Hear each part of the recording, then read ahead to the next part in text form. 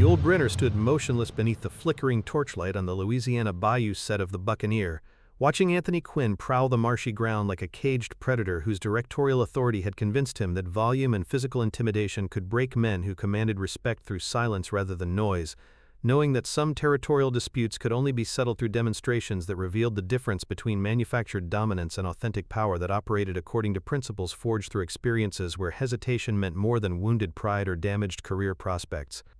November 1958, 11:40 in the evening, when the fog-shrouded swampland created an atmosphere where primitive instincts emerged and civilized pretenses dissolved under pressure that separated genuine authority from theatrical approximations designed to impress observers who had never witnessed authentic demonstrations of what ultimate control actually required, when circumstances demanded immediate results rather than gradual negotiation.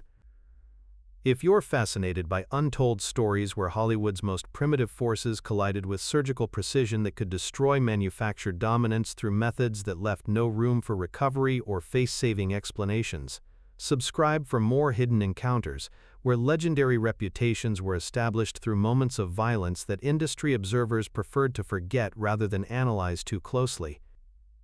The Louisiana bayou set stretched into misty darkness, where torches created pools of dancing light that revealed glimpses of elaborate pirate ship constructions and period costumes, while concealing the tensions that had been building for weeks between two men whose approaches to masculine authority represented completely different philosophies about how power should be exercised and maintained under circumstances that tested more than acting ability or directorial competence.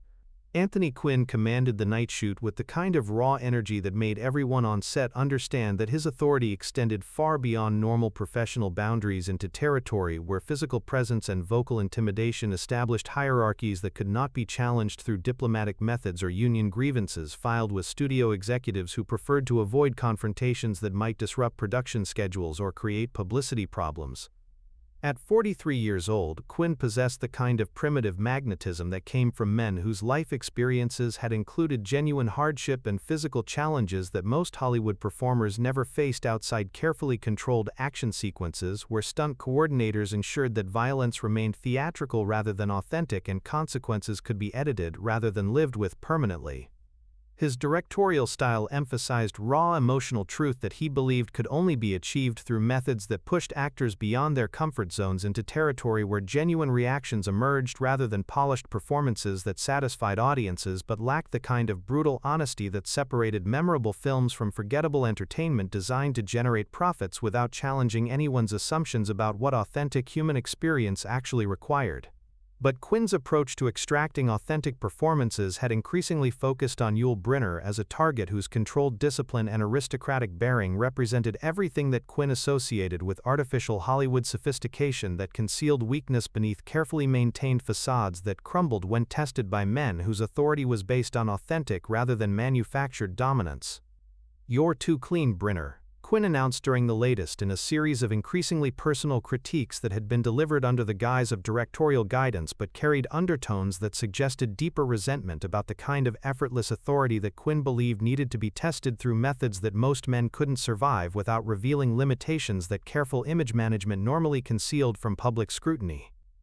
"Real pirates were animals, not ballet dancers," Quinn continued, his voice gaining volume and edge as he circled Yul with movements designed to create psychological pressure that would force some kind of reaction from someone whose legendary self-control had become an affront to Quinn's belief that authentic masculinity required visible emotional responses that could be measured and evaluated according to primitive standards that civilized society preferred to ignore. The criticism was delivered within hearing range of the entire crew, transforming private directorial notes into public challenge that demanded response through methods that transcended normal professional protocols and entered territory where personal reputation was at stake in ways that could affect both participants' careers depending on how the confrontation was resolved, and what witnesses chose to remember when industry gossip transformed private moments into public knowledge. Yul absorbed the abuse with the kind of controlled stillness that characterized men whose authority didn't require validation through verbal responses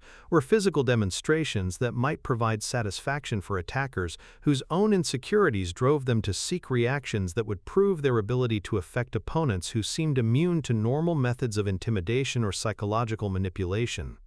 But Quinn's frustration with Yul's unshakable composure had been building throughout the production, as his increasingly aggressive attempts to provoke some kind of visible response had been met with professional courtesy that somehow carried more authority than shouted commands or physical gestures designed to establish dominance through methods that worked with men whose own confidence was based on external validation rather than internal certainty that couldn't be shaken by anyone whose qualifications were questionable. "I want to see some fire in your eyes," Quinn demanded, moving closer with steps that carried implicit threat about what might happen if his directorial instructions weren't satisfied through displays of emotion that he considered essential for authentic characterization, but which seemed designed to serve his personal need to break someone whose self-possession represented a challenge to his authority that couldn't be ignored without losing face in front of witnesses whose opinions affected his reputation as someone who commanded respect rather than merely demanding it through position. The fog rolled in from the bayou like nature's curtain, creating an atmosphere where normal rules of civilized behavior seemed less relevant than primitive instincts that emerged when men faced each other under conditions where witnesses might be unreliable and consequences could be explained as accidents that occurred during demanding night shoots, where tempers ran high and professional disagreements occasionally escalated beyond normal boundaries. That's when Quinn made the mistake that would transform their professional relationship into something that transcended normal industry conflicts and entered territory where authentic power was demonstrated rather than discussed, and why certain men commanded universal respect while others demanded recognition that they never received from anyone qualified to evaluate genuine capability versus manufactured dominance.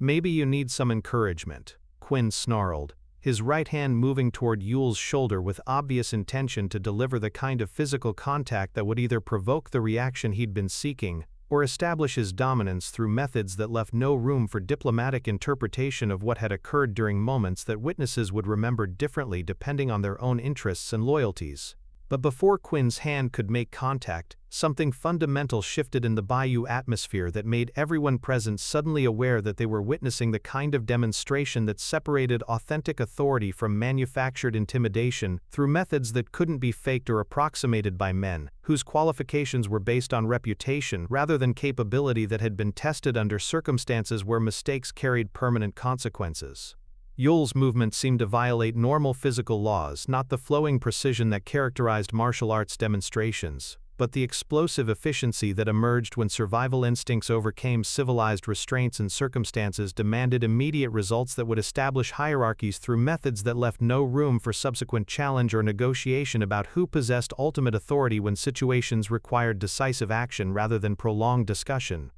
His hand found the prop revolver at his belt and brought it to Quinn's throat in a movement that lasted exactly 0.4 of a second but would be remembered by everyone present as education about the vast difference between theatrical intimidation and authentic capability that had been developed through experiences that most people couldn't survive and wouldn't want to attempt under any circumstances that offered alternatives to violence. The cold metal against Quinn's neck created silence so complete that the only sounds were bayou night noises and the distant hiss of torches that continued burning, while human dominance hierarchies were being permanently established through demonstrations that transcended normal entertainment industry conflicts into territory where genuine power was revealed rather than performed, for audiences who would never witness such displays outside controlled studio environments. "Anthony," Yul said quietly, his voice carrying the kind of controlled authority that made whispered words more threatening than shouted challenges could ever achieve, "you make noise. I finish things. Never enter a king's domain again." The assessment was delivered without emotion or satisfaction, simply professional evaluation, from someone whose authority had just been established through direct demonstration that left no room for misinterpretation about what would happen if similar challenges were attempted in the future, by men whose understanding of authentic power was based on theoretical knowledge rather than practical experience, with circumstances that demanded immediate competence. Quinn stood frozen, with the weapon pressed against his throat, his legendary volcanic energy completely neutralized by contact with precision that operated according to principles his experience had never encountered, and couldn't categorize according to familiar standards of masculine dominance that assumed physical size and vocal intimidation would prove sufficient against any opposition that might emerge during conflicts over territorial authority. The 0.4 of a second had revealed everything that needed to be known about the difference between manufactured dominance and authentic capability, demonstrating why certain men commanded respect through presence alone while others demanded recognition through methods that never impressed anyone whose judgment was based on direct observation, rather than reputation or position that could be challenged when circumstances required genuine rather than theatrical competence. "Do we understand each other?" Yul asked with gentle precision that somehow carried more menace than dramatic threats could ever convey, understanding that education sometimes required methods that left permanent impressions without causing damage, that might interfere with subsequent professional obligations or personal relationships that required functional rather than intimidated participants. Quinn managed a barely perceptible nod, his primitive confidence completely destroyed by encounter with surgical efficiency that had demonstrated capabilities he couldn't match through any method his background had provided or prepared him to develop under circumstances that demanded authentic rather than manufactured authority when survival was at stake rather than merely professional reputation or artistic credibility. The weapon disappeared from Quinn's throat as smoothly as it had appeared, leaving no evidence except psychological impact that would affect their relationship for the remainder of the production and beyond, establishing new parameters for interaction that were based on demonstrated capability rather than assumed hierarchy that could be challenged by men whose qualifications hadn't been properly evaluated before territorial disputes were initiated. "Excellent," Yul said conversationally, as if nothing more significant than normal directorial instruction had occurred during moments that everyone present understood had fundamentally altered the power dynamics on set through methods that couldn't be discussed in official reports but would be remembered whenever questions arose about who actually commanded authority when circumstances moved beyond normal professional boundaries. The fog continued rolling in from the bayou as filming resumed with noticeably different energy levels, though no official record would ever document what had occurred during the night shoot, when two different philosophies of masculine dominance had collided, and one had proven definitively superior through demonstration that left no room for subsequent challenge or revision of established hierarchies. Years later, when asked about his most educational experience working with fellow actors who possessed unusual qualifications for their roles, Quinn would describe his collaboration with Yul Brynner as professionally instructive, though he never provided specific details about what had made their interaction particularly memorable, or why his subsequent approach to directing had become notably more respectful when dealing with performers whose backgrounds included elements that standard Hollywood preparation hadn't addressed.